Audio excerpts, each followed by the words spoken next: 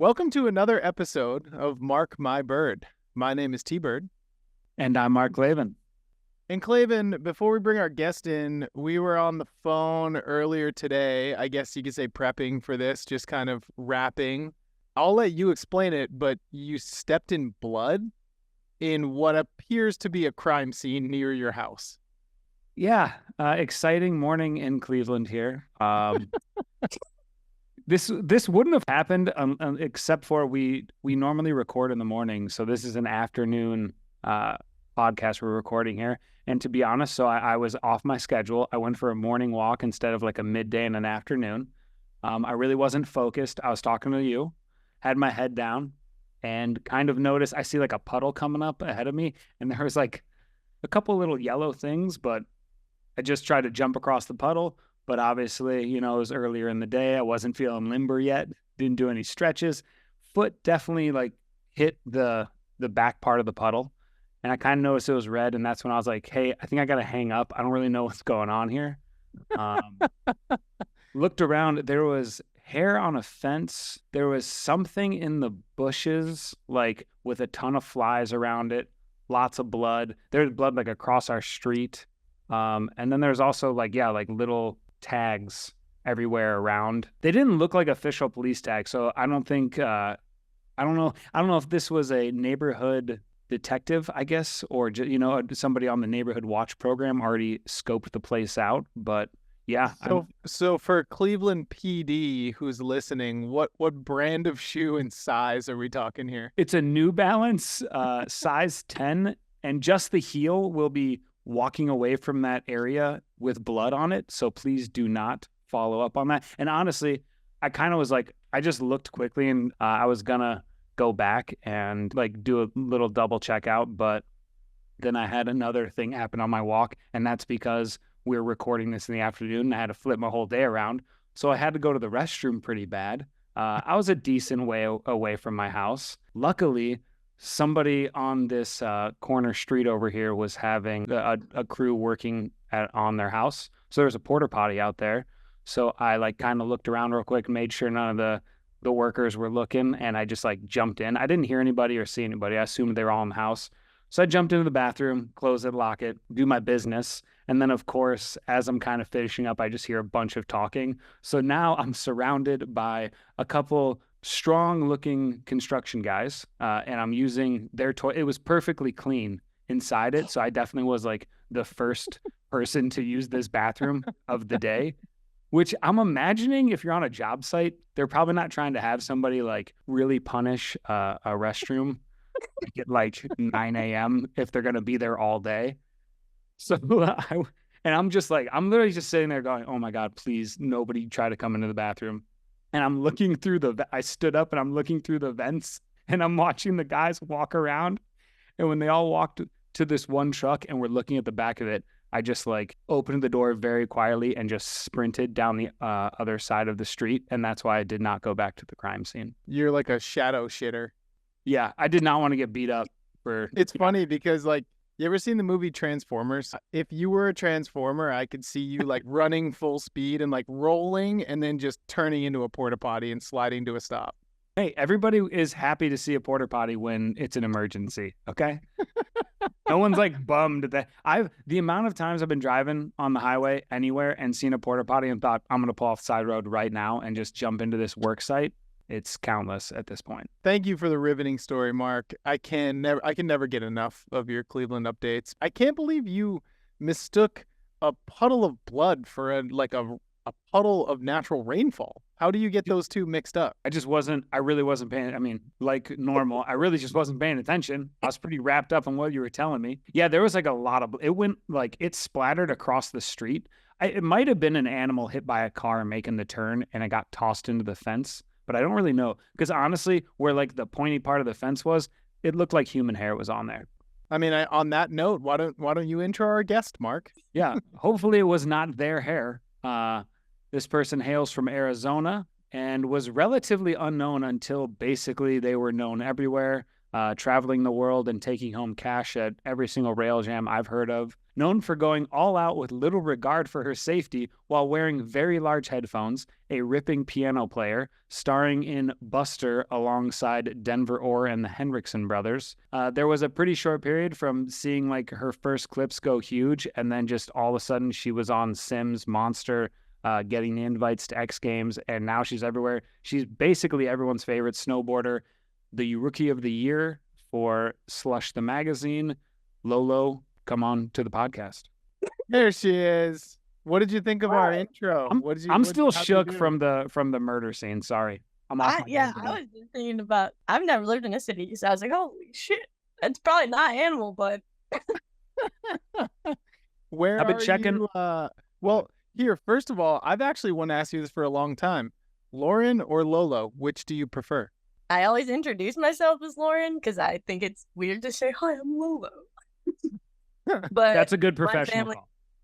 My family's called me Lolo for as long as I can remember. I've been Aunt Lolo since I was like 11.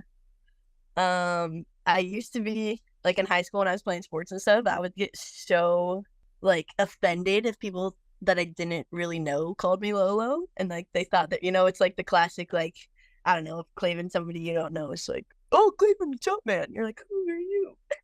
No, I'm just happy to be noticed. I'm like, oh, hey. I don't know. I think he's like, that's like Mrs. Lolo, ma'am, sir, to you. What are you doing? I'm always in the weird predicament of like, I'm a 42, almost 43-year-old man, and people still call me T-Bird, and I'm like, hey, how much longer can I get away with it? I don't introduce myself as T-Bird, but if you know me, you can call me that sort of thing. Yeah. What is your first name?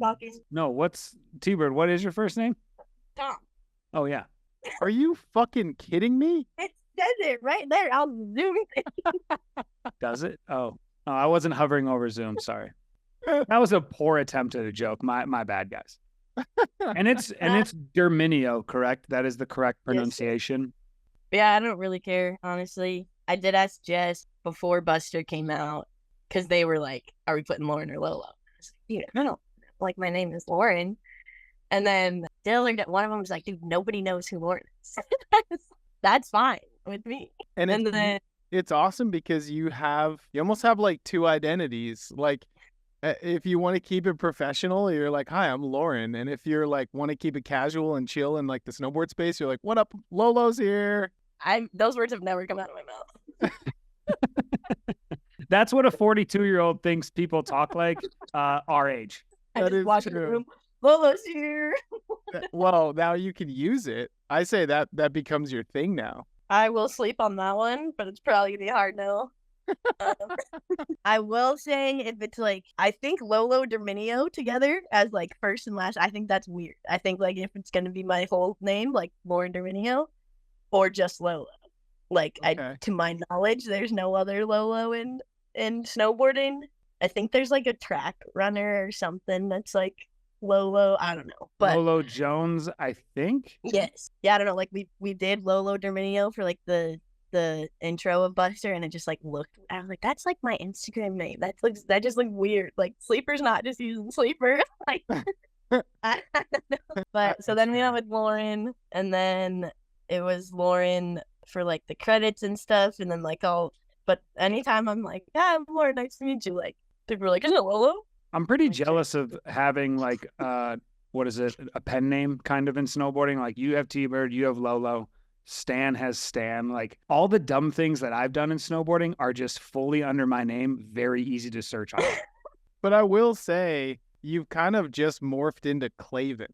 Like no one's like, hey, this is my friend Mark Clavin, or Mark. They're like, hey, this is Clavin. True. And I don't know why the sound that word makes kind of describes you. Like you're just a Clavin, man. Thanks. It's a compliment. That's fine. I guess the last thing I'll say on that, it's been funny with like me figuring out the more businessy side of stuff, because I've never really had to do that. And like, I'm like, do I say in the email, like, thank you so much for your time? Like, look forward to hearing from you, Lolo. Like that doesn't really sound professional, but then they'll be like, all my boxes, Lolo Derminio, to whatever address it is. I guess it's me now. I don't know. I don't really ever have a choice or care, so. Yeah. I did think it'd be funny if I just like completely changed. Like my middle name's Jane, and my mom wanted me to go by that when I was a kid, and I guess it never really stuck. I was like, that'd be so funny if just out of nowhere I was like, actually, I only respond to Jane. That'd work. You I mentioned mean, also, it's been working so well for you now. I mean, kind of just embrace it. yeah. Yeah, I just like people not really knowing me. So now it's like, well, no, I'm not Lolo. Actually, You mentioned earlier you played sports when you were younger. What sports did you play, and which ones were you like super into? unfortunately, my family is big golfers. Okay. I quit when I was 13 because I didn't want to play in college. I was gonna go play at Auburn, and You had interest at 13 to go play 5 years later golf. So how good were you, and why the hell did you come to snowboarding?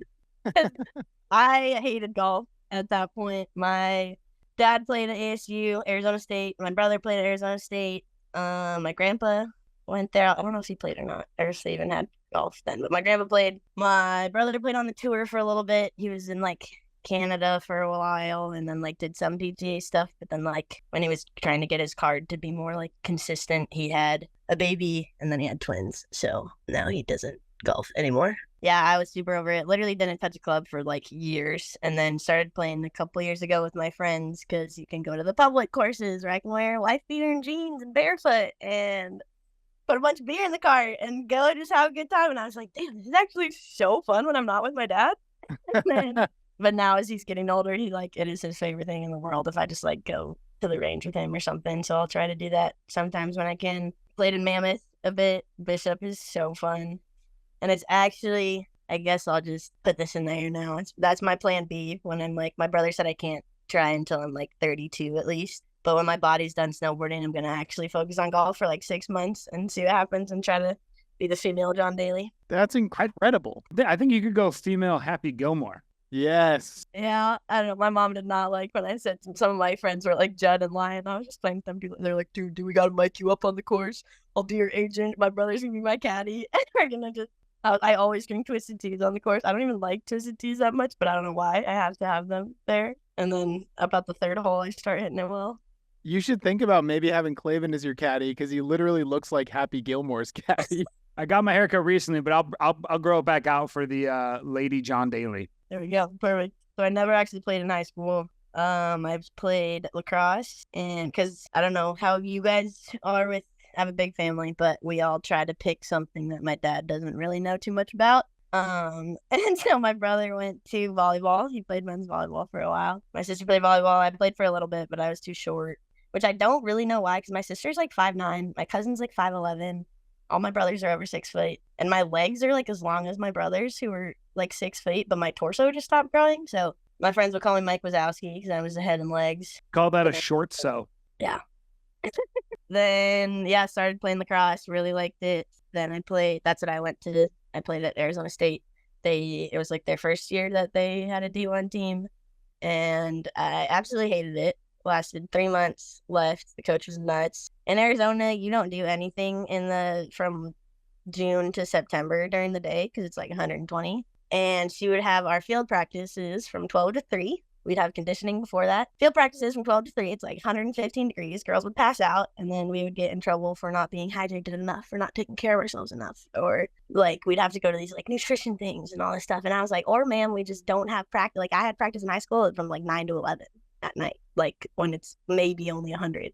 Right. And yeah, it was just terrible. We would like leave our dorm at 5 a.m., had like lifting and conditioning. This is what like scarred me from working out. Now like people are like, oh dude, just like work out in the summer, just go into the gym a little bit, like get your legs strong. I'm like, dude, fuck that. Like that is, I'll go bike or hike or skate or whatever, but like I hate gyms. And I know that's pretty dumb to say because it is not the smartest if you're trying to like have longevity of snowboarding, but I think there's other ways. Yeah, if you're like staying active, it's all good. It's not like you're just sitting on a couch like piling out. Like as long as any sort of activity is going to keep you in good shape. But yeah, so then I think we had to like sign something over winter break that we wouldn't put our bodies in danger. And I wanted to go snowboard because I was like, I didn't grow up snowboarding. My mom liked to ski because she's from the East Coast, and my grandpa skied, and she was kind of always like chirping in my brother's ear, like, you can't just like live in the mountains, work on the mountains, just like be in the mountains. And I kind of always had that in the back of my head. I don't know why. I thought it was the coolest thing in the entire world. And my brother surfed and skated, so I like kind of grew up like with Fuel TV and stuff. And I remember watching Art of Flight, and I thought Travis Rice was the sickest person in the world. And then went up to Flagstaff over that winter break and got a job with the mountain that day and tried to transfer into Northern Arizona. Didn't get in because they were like closed over the holidays, so I had to wait a semester, but I just lived up there. And my dad was not very happy with me and didn't talk to me for a while, but my mom was like, I was like, what, Mom? I'm going to go be a professional women's lacrosse player in Canada or England? Like, those are the only options that I would have, and I don't want to do that. And But how long had you been snowboarding at that point in time? Like, were you hooked by that point, or was that kind of like, fuck it, this is the trigger for me to make this move? yeah, that was the first time I was like actually had access to the mountains. Like, we would I remember kind of like maybe going to Bear like a couple of times as a kid. I like blacked out this point in my life, but my family moved us. My dad had to get a new job, and we moved from Southern California to Pennsylvania for a couple of years when I was like 8. And I literally remember I had flip-flops and like a Roxy sweatshirt. I didn't have socks, and I would refuse to wear it. My mom was telling me this the other day. She's like, you guys refuse to put shoes on. We were like, we're from Southern California. We know you're dude. And I remember being at like the Pittsburgh airport, like just freezing, and I didn't understand why it would be cold if there wasn't snow. Like, I was like, why in the world would it ever be cold if there's not snow? And then just kind of hated it. But I did learn how to snowboard there. And then we moved back to the desert. Didn't really do. We'd like, maybe I went up with like friends for a couple days over break, but it was never like anything really. But it was always in the back of my head. I was just like, I swear if I was in the mountains, like I would just literally do this all the time. And then started that, I think I was 19, and just was literally tried to be on snow as much as possible and make up for lost time. That's Arizona Snowboard, yeah? Yeah. Yeah, that's Blotto's home mountain as well. No way. Yeah. I thought it was like just me and Adro and Rory. That place has been producing top talent in snowboarding for a long time. I love it there. It's not like when they get dumped on, it's like really sick. It just isn't quite like, it's just not quite it, you know? But dude, Flagstaff is a sick place to hang too. Oh my gosh, I loved it there. I went to school there for 1 semester and had a rule with my parents. If there's snow on the ground, I might not be in class. But if there's not, I'll be in class. And I got a lot of attendance issues with that one. But did you transfer and play sports there as well too, or no? No. Yeah, just full there for snowboarding. And what is it called, Mother Road Brewing or something like that? Yeah. Dude, they have Tower Station. This IPA that's one of my favorite beers. Dude, I loved Mother Road Brewing. Isn't the elevation of Flagstaff like staggeringly high? It's like 10, it's like 7, and then the top of the mountain is like 12. That's crazy. People are like, Arizona doesn't have anything. I'm like, dude, it's literally like southern Utah. Like, it's just like high desert. Like, they got a shit ton of snow. My brother was calling me when I had 4 broken bones in Finland. It was on the couch. And he's like, dude, they're getting dumped on. I'm going on. Have fun. How many times did you guys party in northern Arizona and then go watch like the sunrise at the Grand Canyon? I actually didn't go to the Grand Canyon until a couple of years ago. We would go to like different parts of the desert that are super sick too, but Grand Canyon's pretty like big tourist destination of the wonders of the world and stuff. I've still never like been in it. Like, my friends just got back from a 3-week rafting trip, and I was like, that sounds fun. Maybe I should do that one day. Two of my stepbrothers went to Northern Arizona University. They loved it. Yeah, they loved it. It's so fun. It's obviously like everything now. It's getting a little too big in there. There's some skyline rule with the lights and the buildings there, but I guess something passed because they're building like big hotels and stuff. And apparently there's going to be an In-N-Out up there, but they've been saying that for years. So how many years ago did you move from Arizona to, because now you're in Utah, correct? Most of the time? No, I left Utah. I have no reason to be in Utah. Oh shit. Okay. Never mind. Wait, so well, I guess how many years ago was that? Were you in northern Arizona? 7 years ago. I was there till I was 21, and then I went to New Zealand in the summers and worked down there. So I was on snow like pretty much year round for like 2 or 3 years, because I was literally just like, I gotta figure this shit out like right now. And Then even though I was working a bunch, I was like coaching little kiddos and stuff. I was like still stoked because I was just on snow and getting paid for it. So I was like, I don't have to buy a pass. I would be stoked when I had cool kiddos, but if not, I would just try to like get out of working and go ride. How did you know to go to New Zealand? Like being pretty new to snowboarding and in college, and then just like deciding to go to the other side of the world to New Zealand to continue doing that. Like that takes a lot of guts. So when I was working up at the mountain and at Snowboard, there was a guy who came that like did our certifications. Like I got like my level 2 or something in teaching. And he does this thing in New Zealand. He did like another instructor like training course. And I think it was like 3 grand or something, but then your like housing was paid for, your everything, like they kind of dialed you all in. And so I went and did that. And the first year you're kind of like still training to get your certifications. And then because I did that, like I immediately got a job the next year. So then I worked at the Remarkables. The year after that, I don't know, I was probably 22 maybe, or 21, one of those. But I actually moved to Colorado from Flagstaff immediately when I turned 21. Weed wasn't legal in Arizona yet. And I was like, I didn't know better than to just, I was just going to went straight to the dispensary, and then was there at Copper for a season and kind of like didn't really like the commute to Denver when I had to travel and stuff. So that's why I went to Truckee after that, because I was like, Reno is 40 minutes instead of 2 hours. So I was there for a little, but then I was kind of like bouncing around a lot and just got really over paying rent and not being there ever. And then I think that's when COVID hit and I got knee surgery. They reconstructed my knee, and I got told by he was my PT in high school too. He's like actually the sickest dude ever. His name's Rob Blackaby. He was a pro skater in like the 70s, and he worked with my brother on golf, and he's like, all my PT was like Qigong and Tai Chi and like just like the sickest shit ever. He's like the only reason I am where I am today, but because he said, you can do what a lot of your friends do and like try to go back after 9 months or like a year. But if you actually want to not have your knee blow out again, like I would not touch snow for 2.5 years. And I was like, damn. I took that really well. Whoa. Yeah. So you didn't snowboard for 2.5 years?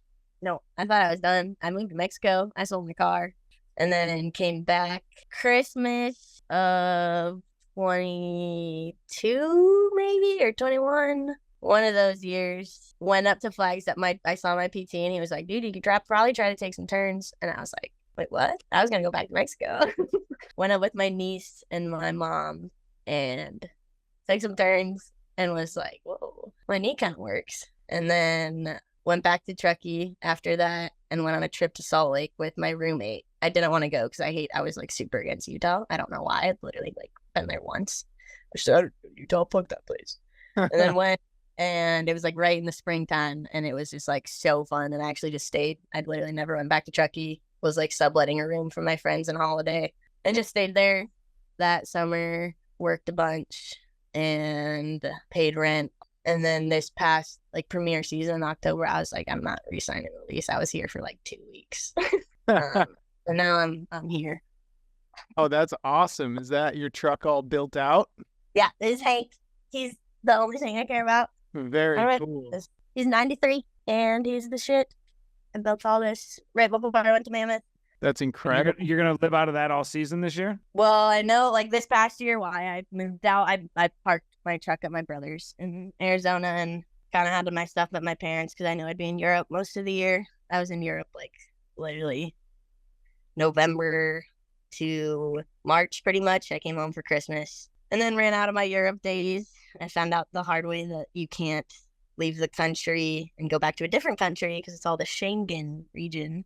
So I got kind of effed over and was like trying to figure out some type of visa or something. Now I'm going to see I can get my Italian passport. So I'm going to try to do that whole process when I have time because that would be so much easier. But wait, how can you get your Italian passport? Italy's one of the only countries that you can get it by descendancy. You don't have to be like first generation or second generation. So because my great grandparents were born in Sicily, I just have to show their birth certificates. But I guess some of them got burned in a fire. So I have to we have like military records and stuff. So I'm going to see what paperwork exactly works. But that's a whole thing I'm going to try to figure out at some point this summer. But it's going to get a lot. It's called jure sanguinis. It means like of the bloodline. And oddly enough, my wife and I are in that process right now. No way. Yeah, my wife's great-grandmother came from Italy and great-grandfather, and my great-grandfather and my grandmother came from Italy. And that's Rocco Giovanni. Yeah. So That is so sick. we're trying to get it so our daughter Louie can get dual citizenship, and then maybe because like who fucking knows how expensive college and shit's gonna be? Like it's just not even like feasible anymore. And so how cool would it be to just give Louie a passport when she turns 18 and be like, yeah, go to Europe and like figure it out, go do something. So you guys aren't doing the dual citizenship right now. You're just trying to do the passport. We're applying for dual citizenship. Okay. I think because it's kind of one and the same. I was like looking at all the applications and stuff. But. Yeah. Lolo, at what point I mean, you're still in the early stages of your snowboard career, but you're like kind of skyrocketing at the moment. At what point, very early on, was it like a clip, some clips in a video? Was it sponsors approaching you? What was the point where you're like, holy shit, game on, like I can make this thing work? I never really thought that, to be honest. I kind of was just like, I want to see what I can do on my snowboard. And I would just like always ride with my guy friends that were doing way harder tricks than me. And I was like, they can do it. I can figure it out. And was just literally like only doing everything. I mean, I guess it sounds kind of selfish, but I was just only doing everything like to see what I could do. And then stuff come out. I think Signal is the first company that hit me up. I think I met him at Bayer, and they like gave me a board, and I was stoked I didn't have to buy a board. And I think it was Fix maybe after that, but I was still kind of just like, I don't want to pay for snowboards. Like I'd have to pay for gas and passes and everything else, and would just like ask for an icon for Christmas. Yeah, I still am not really like, oh, I'm kind of just like, I still have so much to do on my board that I would have not even gotten anywhere near close to what I want to do. So I don't think I've even really hit that point yet. I'm like, oh yeah, we can do this. I'm just along for the ride, I guess. Yeah. It's crazy how many different scenes you've already also like lived in. Like I know. It's insane.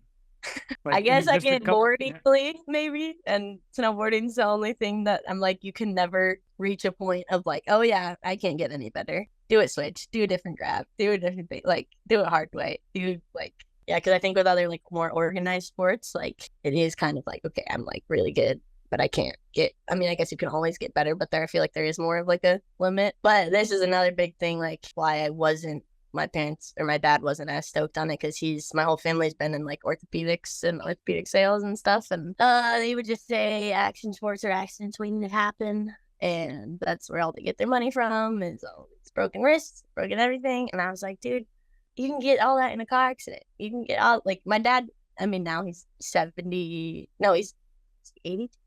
No, he's 72. He tore his meniscus walking off the 10th tee box. And I was like, he like texted me, he's like, dude, I'm like, what up on you? Burn on your dad. I'm also kind of a firm believer that like it's okay to break some fucking bones. Like it teaches you something. Like nobody in my family, I think I'm the only person in my entire family to have broken a bone, and I've broken a shitload of them, but they've never experienced it. So to them, it's kind of petrifying. But the one thing they don't realize is like how much stronger you feel when you've overcome that. Like you go through some physical pain, then you go through some crazy mental shit because you can't snowboard, you can't ride your bike, you can't be active. So you have to deal with that mental side of things.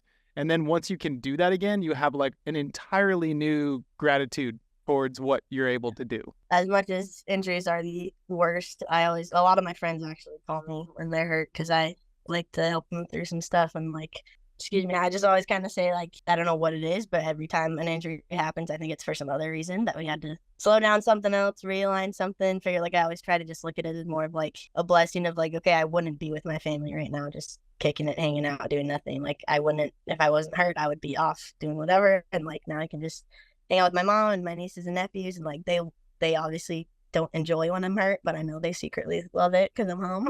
Yeah, injuries suck, but I'm always just like, this is how it is. And it's for some reason, like in Finland this year, I got absolutely worked. It was so bad. And I was like thinking if I should fly home.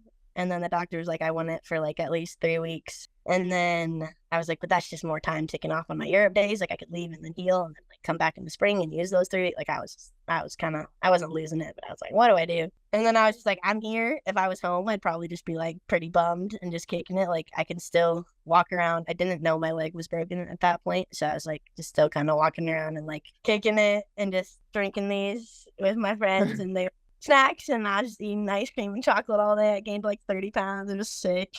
And started feeling a little better, and like my friends would bring lawn chairs and stuff, and I'd just go kick it at the spots and like try to shovel or something, and then they'd be like, what the hell are you doing? Sit down. But Yeah. so then I just kind of kicked it. I don't know if that prolonged my healing process or not. I was definitely smoking way too many cigarettes for broken bones, but I mentally was like, this is way better than if I tried to just like be home and be sad. So Street rehab. You're good. yeah. So it was this double S rail in Helsinki, and I was already I'm still learning a lot of like in the streets, you can't really have like the fuck it, let's see how it goes mentality, which I kind of do a lot, and was a little skeptical about it because I was going to 50 it, and I was like, this is not smart. Like I have to lace this, but someone already board slid it. I didn't want to front board it because he picked up speed so quick. It was like this roller. It was like my buddy who was skiing hit it before, and he was like flying. And then they were just like, no, you gotta like just jump on it. Let's see. So jumped on it, testing the speed, and literally greased it first tee, and was so surprised that I rode out like a tweaker. I like bobbled, like turned back. I was like, what the hell? Like it just shot me right out the end. And I was like, oh my God. Like, well, I need a second. And then my buddies, of course, were like, no, dude, you got it. Like, get back up there. And I was like, okay. And we like changed the lip and jumped on it again. Jumped off early, and then third try was a little too committed to the inside, came off on the inside, and went to a direct stop at the second bend. Broke 2 ribs in my back, fractured cartilage in my sternum from the impact, and then I just found out like last month that I had also broken my fibula on the support on the bottom. I'll show you the clip. It's pretty. It's a good one. When did that happen? February 8th. So then I was like, okay, the doctors were like, oh, and I said something, I was like, can't you just like pop a rib back in? And you're like, can we do this? And they were like, do not touch your sternum. That is very close to poking your heart. And I was like, oh, all right, well, didn't do that. And I had to get CT scans and stuff because of internal bleeding, but I knew I wasn't like spitting up blood or anything, so I was fine. And I knew my leg hurt, but I like thought I just banged it on the support. Like I'm pretty used to, even right now, I haven't snowboarded in months, and I have all these bruises all over my legs, and I have no idea what they're from. I think that's from their bike, but it was just like my leg kind of hurts, but I wasn't. Your fibula is a non-weight bearing bone, so like unless like my boot was on it, which I didn't put my boot on for like a month. I tried. The doctor was like ribs are like 3 to 6 weeks, like kind of depends, it varies, whatever.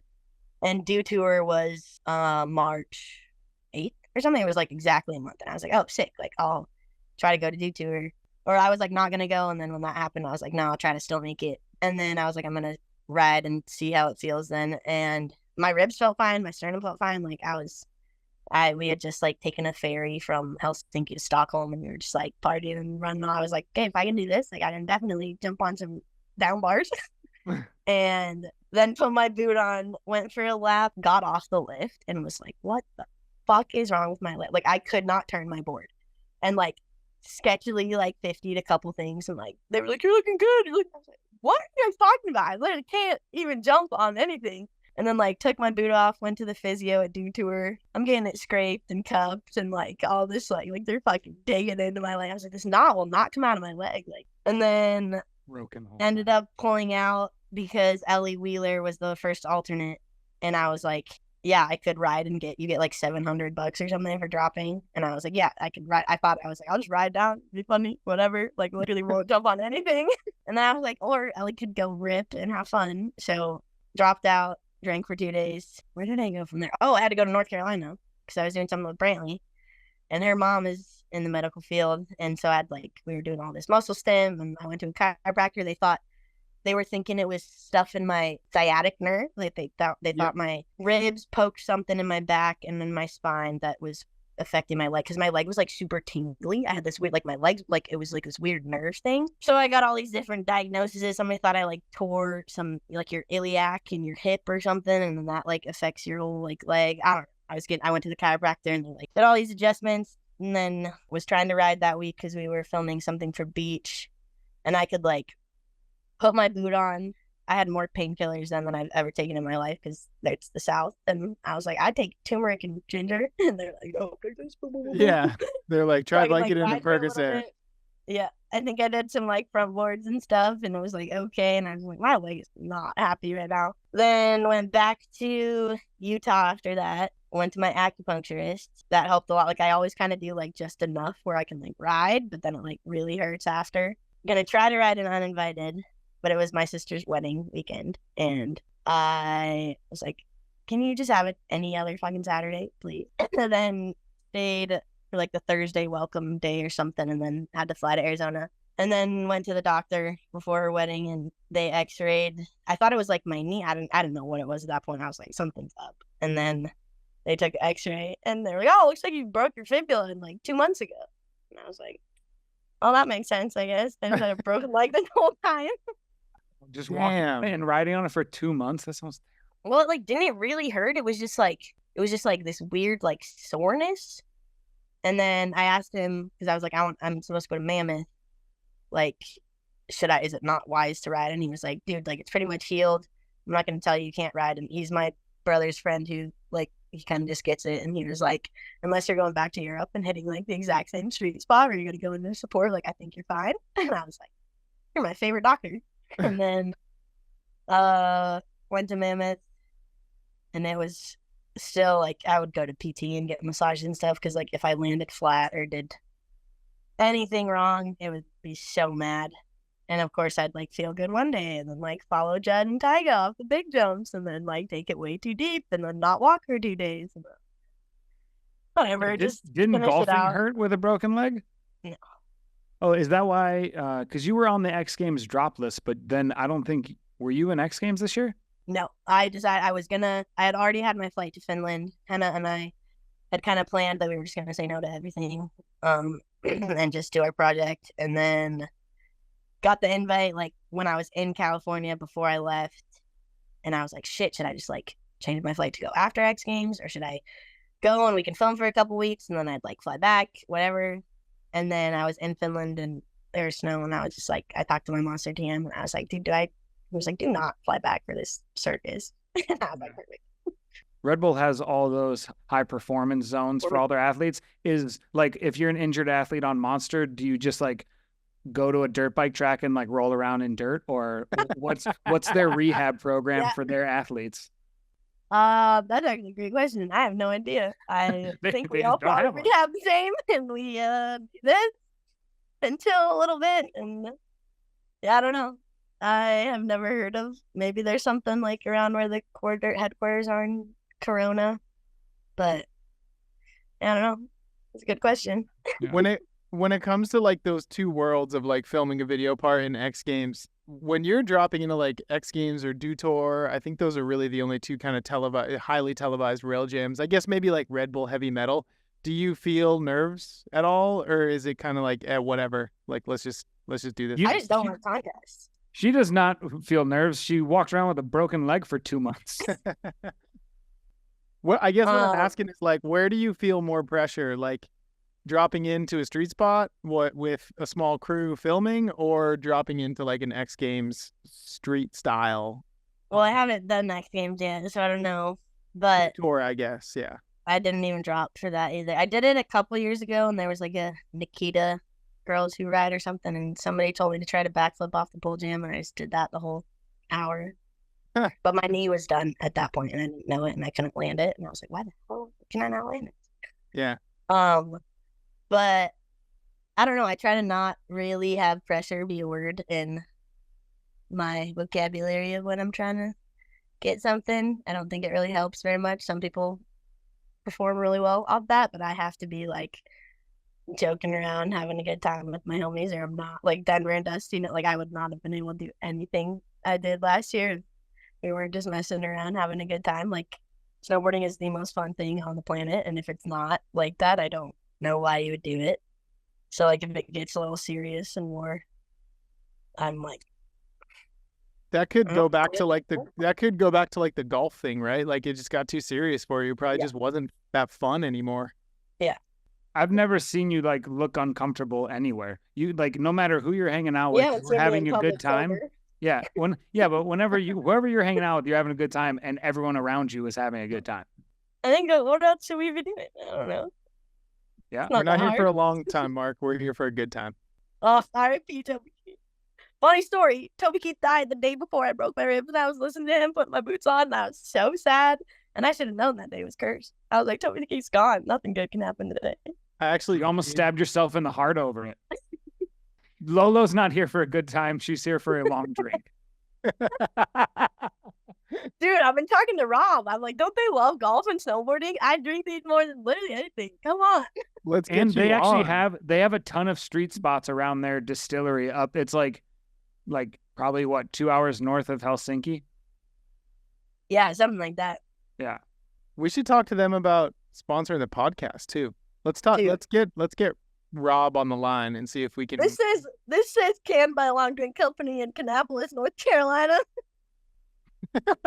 There's a US. I've been to the one in Finland. It was pretty cool. That's Yeah, let's hear. We could give them a taste of what our advertisement would be like. I love cranberries and gin.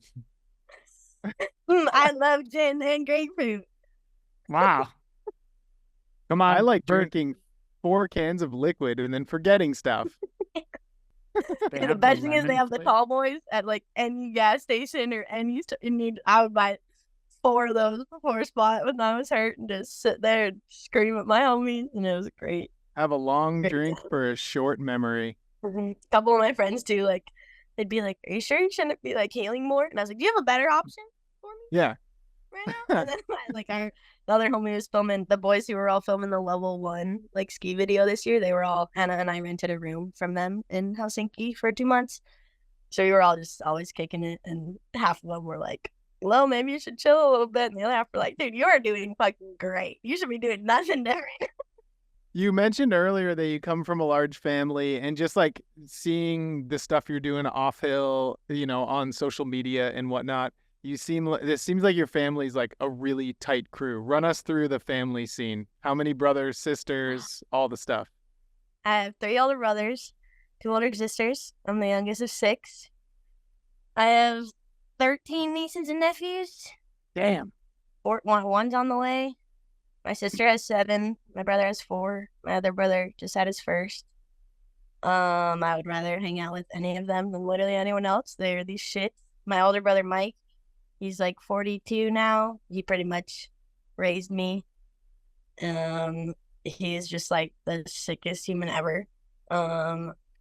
Steve is also my favorite human. They're great. He just moved from Encinitas to Arizona, and I helped him like fix up his house while they were selling it, and then he bought like 2 acres and a boat and way more shit in Arizona, and he loves not being by the waves, but they say they make their own waves now.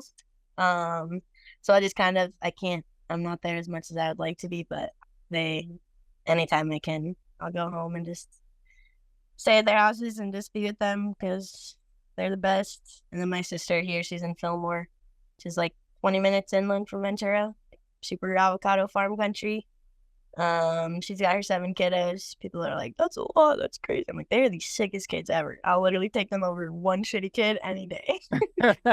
And they're funny because I'm sleeping in the garage of my truck because the guest room's right by the baby's room, and he wakes up pretty early screaming. And I told the ones that are like 3 and 5, like, if my curtains are closed, don't talk to me. If they're open, you can come say hi. And so the past like 3 mornings, I've like chilled a little bit, then opened my curtain, and there's 2 Lenny and Rocco's faces are just right there. And then they just crawl in my truck with me, and it's fun. But yeah, I don't know. I know all families aren't like this, but I would take them over anybody.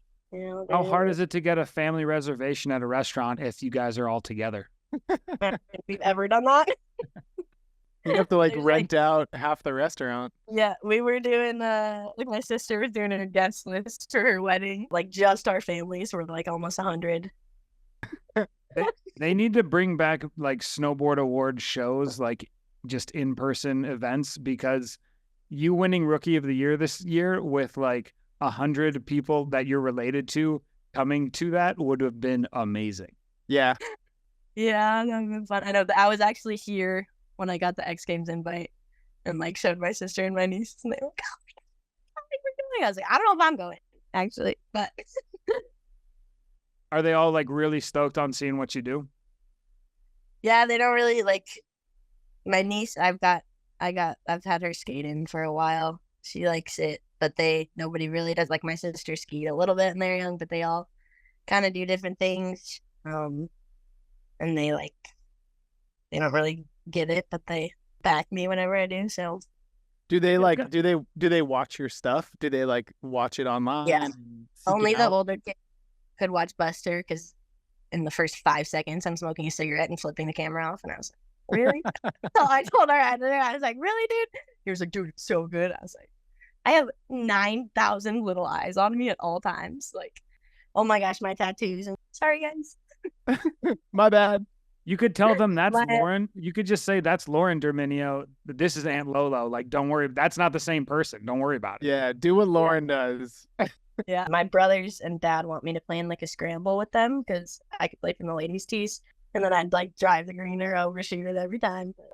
I don't like, want you to stop snowboarding, but I really, really want you to go for golf because I don't Yeah. watch golf, and that would give me like that would not only give me a new pastime, but like holy shit, would I be invested in your golf career? 100%. I would fully get into golf. I would be a rabid fan for sure. So many of my helpers are like, dude, what are you waiting for? Like, why don't you just do it now? I was like, I don't want to do it now. My body hasn't given up on me yet. I can put it through the ringer for a couple more years. I would be so bad golfing. All I want to do is fucking talk and make noise. I'd be a terrible golfer. Well, that's why golf is one of like anything, but like it all is just depending on who you're. You could have the worst- I was a caddy for 2 weeks, and the bags were too heavy. I was like, I'm done with this. Dude, Nick like Nick 13. Hamilton, the old Transworld snowboarding editor-in-chief, he's like the team photographer or like the tour photographer for Titleist. He's like a big dog in golf photography. It's pretty sick to see. Yeah. Yeah, but then I don't know. I think about if I would actually enjoy it or if I would get over it after like a week. I don't know. I mean- I feel like if you went for the female John Daly, you'd have a damn good time. That guy and you'd seems make to be some having cash. fun. Yeah. You can play golf till you're 80. You know what I mean? Like, it's so much less harsh on Mhm. your body. So do the Yeah. crazy shit now. And when your Yeah. body tells you it's time, be like, cool, I'm going to go golf now. Second Keep career. doing Tai Chi That's too, though, amazing. because we need you to have a very successful golf career. You need to do Tai Chi every day now. I might start being your PT. I'm gonna put a little monster sticker on here and see if I can get like a couple 100,000 for becoming a team PT. That's why I haven't moved to the beach yet either, because I can surf in warm weather until the day I die and play golf. So I just be not in freezing cold weather. And I have, you know what ring nods is? Heard of that? I have. It's when your digits get really cold, like fingers and toes, right?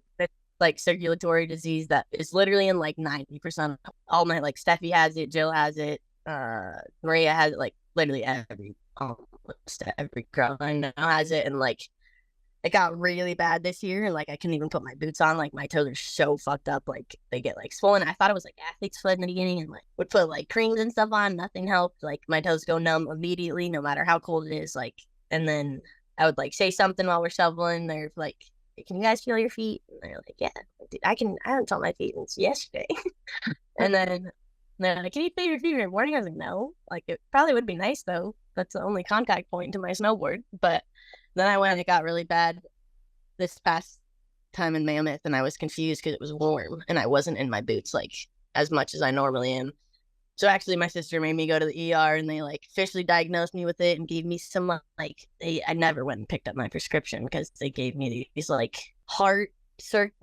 they give it for people who have like heart attacks and like poor like circulatory something, like they gave me this like gnarly cream that like increases your blood flow, and like they were like, you need to wear gloves, don't let it touch anything other than toes, this and this. And I was like, that sounds like way too much. I'll just Did you say don't let it touch anything besides toast? toes, Oh, my okay. toes. I was like, what? But Um, yeah, that's why I'm like barefoot all the time too.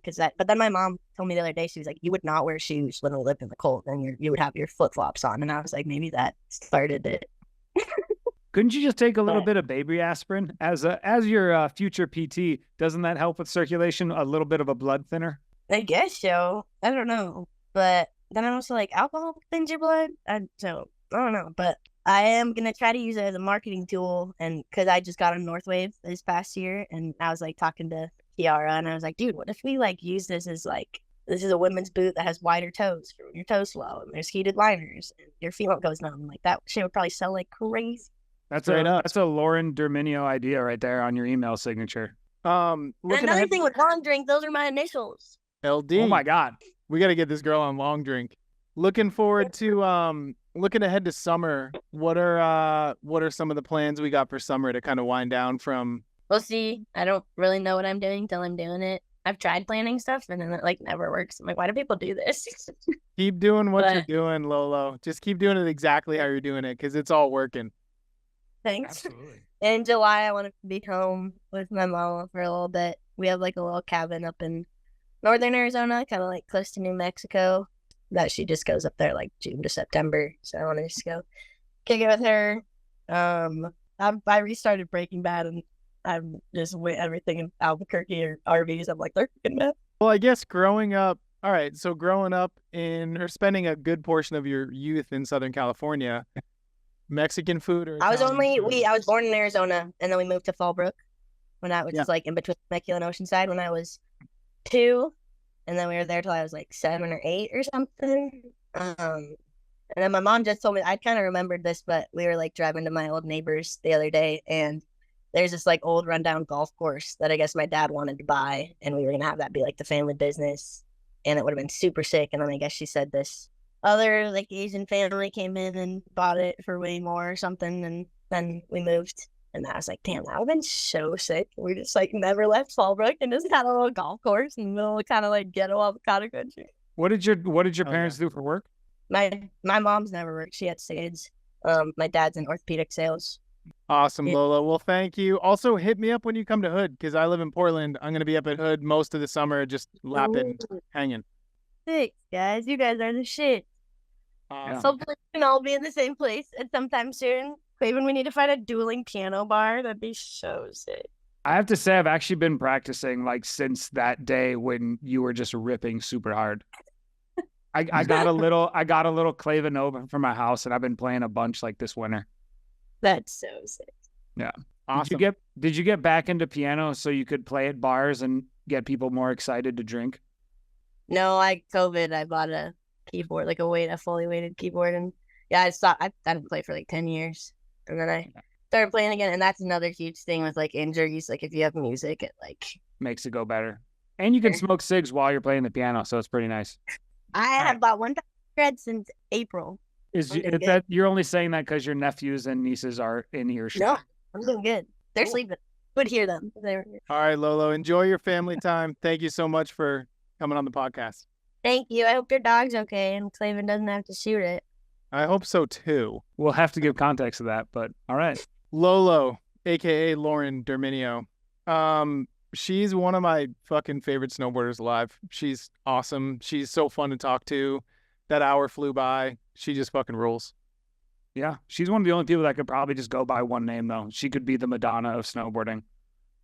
Yeah, she could, definitely. We don't have one. No, not currently. Yeah, she's just so authentically herself. And it's funny because if you've never seen her snowboard, but you've listened to this podcast, I implore you to go watch some of her footage online because it's absolutely like exactly how she is in real life. Like it's authentic, it's real, it's stylish. There's humor to her video parts that she puts out. It's she's fucking great. Yeah, I didn't know her story at all. That was pretty interesting that she obviously comes from a large family that has a lot of athleticism if her brother played in the PGA. Yeah, no shit, right? And she has that whole background. Yeah, pretty crazy character. Cool, buddy. Well, what is it, 5:22 there? You're 22 minutes past working man's hours, Mark. I think by my story earlier today, I'm not a working man. I was afraid of the working men as they looked around and I was sneaking a shit in their toilet. Another episode in the books. We got more coming up. Make sure you listen. You follow us on Spotify, Instagram, all the stuff. We really appreciate everyone's support. Mark, I'll talk to you tomorrow, buddy. Talk to you later, bird.